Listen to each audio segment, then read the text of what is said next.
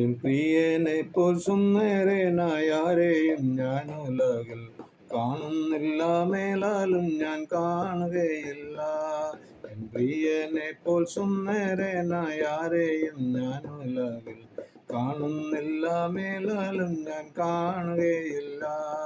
സുന്ദരനാം മനോഹര നിന്നെ പിരിഞ്ഞി ലോകയാ പ്രകൃതരഞ്ജാരന്മാർ വാരിക്കുമോ വത്സല.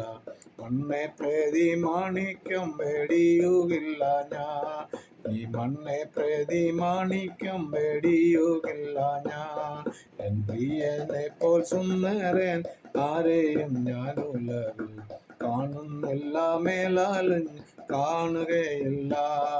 എൻ പ്രിയനെ സുന്ദരനായ ആരെയും ഞാൻ ഉലകിൽ കാണുന്നില്ല, മേലാലും കാണുകയില്ല. ദൈവനാമത്തിന് നന്ദിയോട് സ്തോത്രം ചെയ്യുന്നു, സ്തുതിക്കുന്നു.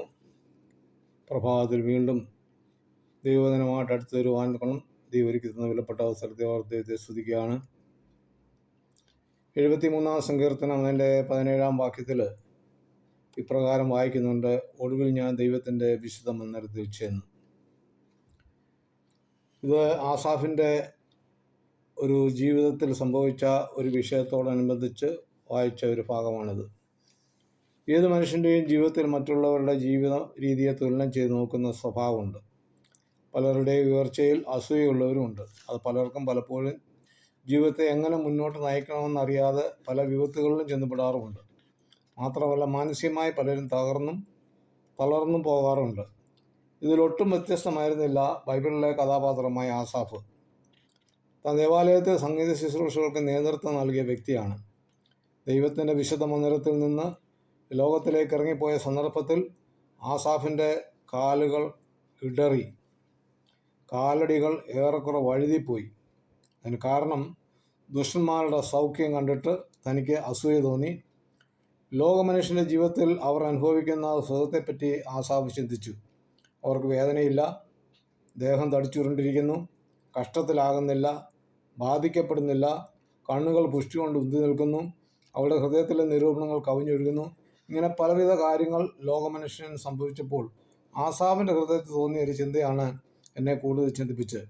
ദൈവത്തിന് വേണ്ടി നിലനിന്നവൻ, ദേവാലയത്തെ സംഗീത ശുശ്രൂഷയ്ക്ക് നേതൃത്വം നൽകിയവൻ ഇപ്പോൾ തൻ്റെ ആത്മീയ അനുഭവത്തെ ആസ്വദിക്കാതെ ലോകമനുഷ്യരുടെ നന്മ കണ്ടപ്പോൾ ആസാഫ് പറയുകയാണ്: ഞാൻ കുറ്റമില്ലായ്മയിൽ കൈയൊഴിയതും ഹൃദയത്തെ ശുദ്ധീകരിച്ചതും വ്യർത്ഥമാകുന്നുവെന്ന്.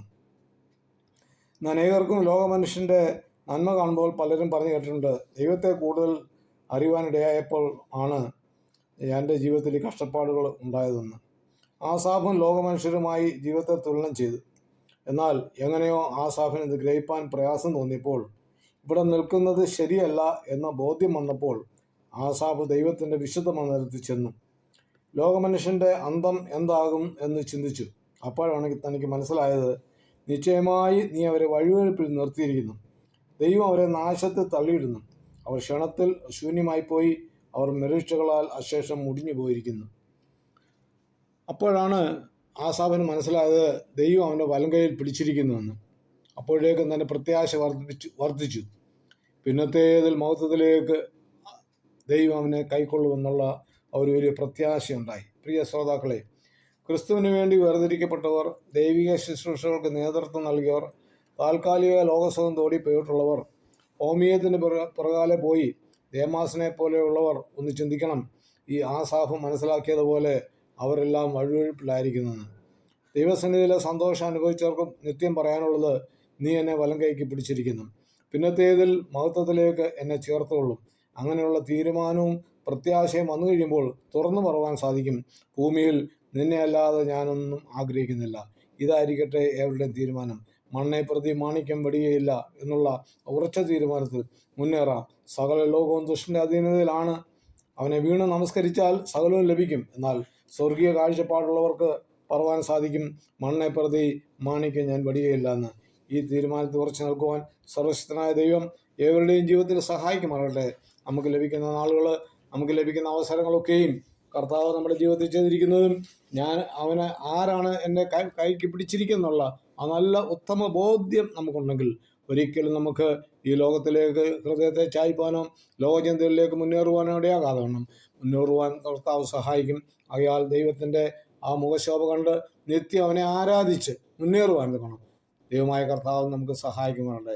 ആ കുറേ പുത്രന്മാർ അവർ പറഞ്ഞു, ദൈവത്തിൻ്റെ ആലയത്തിൽ പാർക്കുന്നത് എനിക്കേറെ ഉത്തമം.